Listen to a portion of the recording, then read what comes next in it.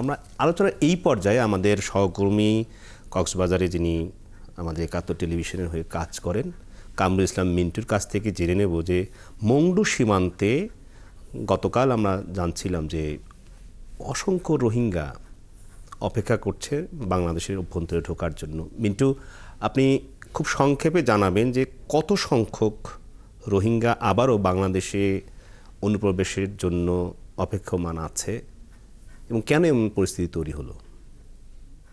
আমরা যেটা শুনতে পাচ্ছি, যারা রোহিঙ্গা ক্যাম্পে বসবাস করেন তাদের থেকেও শুনতে পাচ্ছি, আমাদের সাথে যারা সোর্স আছে মিয়ানমারের তাদের সাথে যে তথ্য পাচ্ছি, বিক্ষিপ্ত বিচ্ছিন্ন ভাবে সীমান্ত ঘেঁষা যে সমস্ত পাহাড় এবং নাফ নদীর ধারে প্রায় 1 লাখের মতো রোহিঙ্গা এখনো পর্যন্ত বাংলাদেশে অনুপ্রবেশের জন্য চেষ্টা করছে। তারা বিজিবি এবং কোস্ট গার্ডের সতর্কতার কারণে ঢুকতে পারছে না। কিন্তু আমরা অন্য একটা জায়গা থেকে যেটা তথ্য পাচ্ছি সেটা হচ্ছে যে যারাই ওখানে রোহিঙ্গা বসবাস করছেন আরাকান রাজ্যে, তারা সকলেই কিন্তু এখন মিয়ানমারে অনুপ্রবেশের চেষ্টা করছে। অর্থাৎ এই সংখ্যাটা প্রায় 5 থেকে 6 লাখের মতো। কারণ ওখানে শান্তি নাই, ওখানে দুই পক্ষের মধ্যে সংঘর্ষ চলছে, ত্রিমুখী সংঘর্ষ বলবো আমরা। সেটা হচ্ছে এই কারণে এখানে শুধু আরাকান আর্মি যুদ্ধ করছে জান্তা সরকারের সাথে সেটা কিন্তু নয়, এখানে আবার জান্তা সরকারের সাথে যোগ হয়েছে আরসা সহ আরো অন্যান্য যে রোহিঙ্গা সন্ত্রাসী গোষ্ঠীগুলো আছে তারাও যোগ হয়েছে। অর্থাৎ তারা বিদ্রোহী গোষ্ঠীর সাথে সংঘর্ষে জড়িয়েছে জান্তা বাহিনীর পক্ষ হয়ে। অর্থাৎ ত্রিমুখী এই সংঘর্ষের ফাঁদে পড়েছে হচ্ছে যে যারা ওখানে রোহিঙ্গারা বসবাস করছেন, এবং তাই জন্য তারা নিরাপত্তা হয়ে ভুগছেন, তারা খাদ্য সংকটে ভুগছেন, তারা জীবনের নিরাপত্তার কারণে তারা বাংলাদেশে এসে আশ্রয় নিতে চান।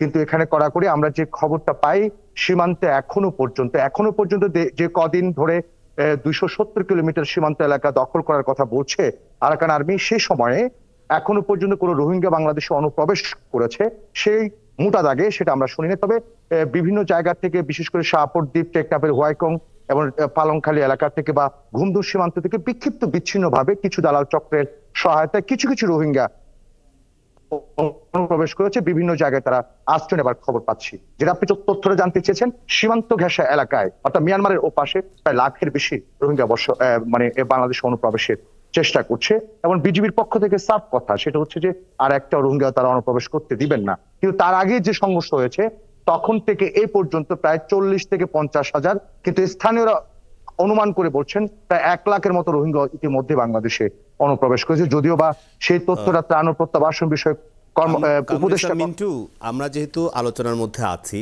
আপনার কাছ থেকে আমি সংখ্যাটা মূলত জানার চেষ্টা করছিলাম, কারণ দুই আলোচক আছেন তারা বাংলাদেশের এইসব বিষয়ে খুবই কনসার্ন, মানে তারা এইসব বিষয়ে খুবই স্পর্শকাতর। আপনি আমাদের এই আলোচনায় যুক্ত হয়ে মিয়ানমারের বাংলাদেশ সীমান্তে যারা অপেক্ষমান আছেন বাংলাদেশের ভেতরে অভ্যন্তরে ঢোকার জন্য সেই প্রেক্ষাপট বলছিলেন, তাদের সংখ্যা সম্পর্কে আপনি আনুমানিক ধারণা দিয়েছেন যে 1 লাখ, এবং অন্যান্য এলাকা মিলে আপনি সেটি আরও বেশি সংখ্যা বলছেন, যেটি আমার সংখ্যা হলো আমাদের জন্য বড় আশঙ্কার বিষয় বাংলাদেশের জন্য। আপনাকে ধন্যবাদ মিন্টু, আপনি এই 71 মুখোমুখি অনুষ্ঠানে যুক্ত হয়ে সর্বশেষ তথ্য জানাচ্ছিলেন। যে আপনি কি বলবেন জোনাস সাকি, যে এর আগে তো বাংলাদেশে এসেছিল এই এত সংখ্যক রোহিঙ্গা, আবার 1 লাখ অপেক্ষমান, এবং ওই এলাকা ঘুরলে দেখা যায় যে আরও সেই সংখ্যা কয়েক লাখ।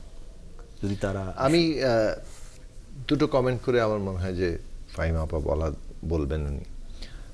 প্রথম বিষয় হচ্ছে যে দেখুন, আমাদের এটা তো একটা অনেক দিন ধরেই এই রোহিঙ্গা শরণার্থী সমস্যাটি হাজির হয়েছে এবং সেটা আমরা এটার মধ্যে জড়িয়ে আছি। এখন এই রোহিঙ্গা শরণার্থী সমস্যার যে একটা সমাধানের জন্য যে সম্ভাব্য সবচেয়ে ভালো পথগুলো যেটা ছিল, সেইটা বাংলাদেশ সরকার তার আমাদের জাতীয় স্বার্থে যে তৈরি করে সে অনুযায়ী আমাদের অন্যান্য সকল পক্ষের সাথে আলাপ আলোচনা, আমাদের লেভারেজ যেখানে যেখানে আছে, অর্থাৎ যেখানে আমাদের আপেক্ষিক সুবিধা আছে সেই জায়গাগুলোতে সেখানে প্রভাব বিস্তার করা। কিন্তু এখন তো নোবেল শেষ করি সেটা হচ্ছে এই সরকার না, উনি করতে পারেন, কিন্তু আপনি রাতারাতি চাইলেই সবকিছু হয়ে যায় না। এই যে দীর্ঘদিন ধরে মানে জাতীয় স্বার্থে পররাষ্ট্র নীতি না হয়ে গদিরক্ষার পররাষ্ট্রনীতি তৈরি হয়েছিল, সেই গদিরক্ষার পররাষ্ট্রনীতির ফলে আমাদের যে লেভারেজগুলো ছিল, আপেক্ষিক সুবিধাগুলো ছিল ভারত, চীন, পশ্চিমা দেশগুলো সবগুলোর সাথে, সেইগুলোকে কাজে লাগিয়ে যে আমরা একটা রোহিঙ্গা সমস্যা, শরণার্থী সমস্যার কিভাবে সমাধান হবে সেই পথে পুরো জিনিসটাকে নিয়ে যাওয়ার জন্য যে পলিসি, সেটা করা হয়নি।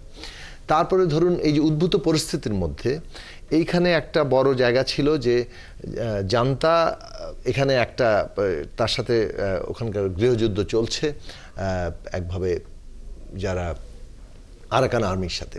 তো আরাকান আর্মি কিন্তু প্রথম দিকে এই প্রস্তাব দিয়েছিল যে রোহিঙ্গাদের তারা গ্রহণ করার জন্য প্রস্তুত আছেন। ফলে বাংলাদেশের জন্য সঠিক নীতি কোনটা হবে সেইটা যে গ্রহণ করার সময়সীমা এটা আমরা নিয়ে গত বছরখানেক আগে 1.5 বছর আগে আলোচনা আমরা করেছি, এবং সেই সময়সীমা পার হয়ে করে দিয়ে পুরো পরিস্থিতিতে এখন রোহিঙ্গারা যেহেতু জান্তা আর্মির সাথে যুক্ত হয়ে গেছে, অন্যদিকে আরাকান আর্মি পুরো জিনিসটা দখল করে ফেলছে, এইখানকার উদ্ভূত পরিস্থিতিতে যে অবস্থা তৈরি হবে সেটা অনেক জটিল জায়গায় চলে গেছে। সেখানে আমার মনে হয় যে সরকারের দিক থেকে এটা নিয়ে সতর্ক পদক্ষেপ তারা নিচ্ছেন, ন্যাশনাল লেভেলে আলোচনা হওয়া দরকার। ফাইবার হাসান মুন্নি, খুব সংক্ষেপে জানতে চাই শেষ পর্যায়ে যে ভারতে সেই শুরু থেকে কোনো রোহিঙ্গা মানে ভারতের সাথে তো মিয়ানমারের সীমান্ত আছে, কোনো রোহিঙ্গা ভারতে প্রবেশ করে সমস্ত রোহিঙ্গা এর আগেও বাংলাদেশে পাঠানো মানে ঢুকিয়ে দেওয়া হয়েছে, এবার আরও আপনি শুনলেন যে লক্ষাধিক রোহিঙ্গা এখনও বাংলাদেশে। তো বাংলাদেশ কি বিকামে ডাম্পিং জোন, এবং এটার কি সংকট দেখেন আপনি? না, প্রথমে তো যখন তারা এসেছিল মানবিক কারণে তাদেরকে আশ্রয় দিয়েছিল বাংলাদেশ, কিন্তু পরবর্তীতে আমরা যে দেখলাম আওয়ামী লীগের যে পররাষ্ট্রনীতি কূটনীতি, জাতিসংঘে যদিও আওয়ামী লীগ বন্ধু রাষ্ট্র বলে দাবি করত ভারত, চায়না, রাশিয়া, এখন তাদের সাথে বাংলাদেশের কি সম্পর্ক, তাদের সাথে মায়ানমারের কি সম্পর্ক, অর্থনৈতিক, ব্যবসায়িক, কূটনৈতিক, পররাষ্ট্র কি নীতিগুলো আছে। না, কিন্তু আপনি তো বিএনপির কেন্দ্রীয় আন্তর্জাতিক সহ সম্পাদক, সেটাই বলছি। এটা আন্তর্জাতিকীকরণ অর্থাৎ রোহিঙ্গা সংকটকে ডক্টর মোহাম্মদ ইউনূস সরকার যদি আবার জাতিসংঘে যান, সেই আহ্বান বা সেই ধরনের কোনো বক্তব্য আপনি সুযোগ দেখেন যে তার মধ্য দিয়ে সমাধান এই রোহিঙ্গা সংকটের? দেখেন, এখানের ইউএনএইচসিআর কিংবা ইউনাইটেড নেশনস এই বিষয়ে বিভিন্ন সময়ে যে কথাবার্তা বলেছে, এবং আমি যে দেশগুলোর কথা বললাম ইন্ডিয়া, চায়না এবং রাশিয়া, আমরা দেখেছি এই গত 4টা টার্মে বিভিন্ন ইস্যুতে তারা কথা বললেও রোহিঙ্গা ইস্যুতে আওয়ামী লীগের যে পররাষ্ট্র নীতি এটা বারবার মুখ থুবড়ে পড়েছে। কেউ তারা ভোটদানে বিরত থেকেছে জাতিসংঘের বিভিন্ন অধিবেশনে, কিংবা বিপক্ষে ভোট দিয়েছে। তবে আপনি যে প্রশ্ন করলেন যে এখন যেহেতু এই অন্তর্বর্তী সরকার এটার প্রধান হচ্ছেন ডক্টর ইউনূস সাহেব, এখন উনি যেহেতু অত্যন্ত সুপরিচিত ওয়ার্ল্ড ওয়াইড এবং নোবেল লরিয়েট, এটা চেষ্টা ইনিশিয়েটিভ উনি তো নিশ্চয়ই, অতীতেও আমি ওনার বক্তব্যে দেখেছি এই ইস্যুটাকে উনি অ্যাড্রেস করেছেন। চাইলে কিছুটা সমাধান তো আমরা আশা করতে পারি। যেমন আপনি নিশ্চয়ই জানেন বিএনপির 2টো টার্মেই কিন্তু শহীদ প্রেসিডেন্ট জিয়া রহমানের সময় সে সময় তো রিপার্টিশন হয়েছিল, এবং আমাদের দেশনেত্রী 1978 সালের সেই চুক্তি আমরা জানি, কিন্তু আমরা বলছি যে আলোচনার এই পর্যায়ে এসে আসলে আমাদের বিরতি নিতে মানে শেষ করতে হচ্ছে। আমি শুধু এটুকু বলবো যে আমাদের বাংলাদেশ, আমরা যে দক্ষিণ এশিয়ায় যে জায়গাটায় ভৌগোলিক যে অবস্থান, এখানে আমাদের আঞ্চলিক আন্তর্জাতিক যেই ইস্যুগুলো আছে এই বিভিন্ন দেশের সাথে, আমাদের সাথে ইন্ডিয়ার সাথে মায়ানমার, আমাদের সাথে রাশিয়ার সাথে মায়ানমার, চায়নার বেলাও একই।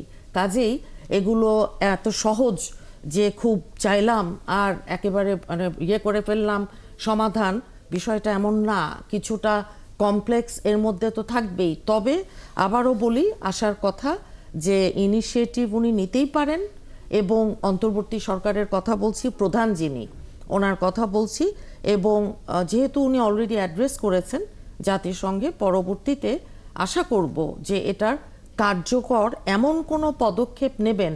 অতীতে আপনার মনে আছে নিশ্চয়ই, পার্বত্য চট্টগ্রামে ওই মায়ানমার থেকে ছোড়া গুলিতে মারাও গেছে বাংলাদেশে মানুষ। এই ঘটনা আমরা জানি, তবে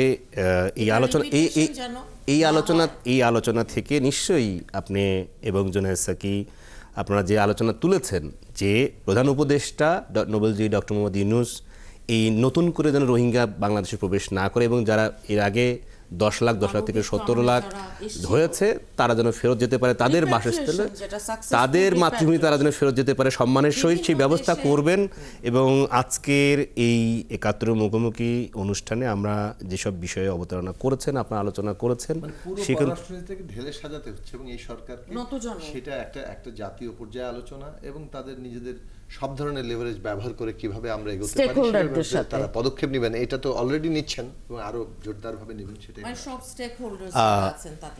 আজকে ৭১ মুখোমুখি অনুষ্ঠান দর্শক আমাদের সাথে ছিলেন বিএনপির সহ আন্তর্জাতিক সম্পাদক অ্যাডভোকেট আমরা ফাইমান নাসরিন মুন্নি এবং গণসংহতি আন্দোলনের প্রধান সমন্বয়ক জুনায়েদ সাকি। আপনাদেরকে ধন্যবাদ।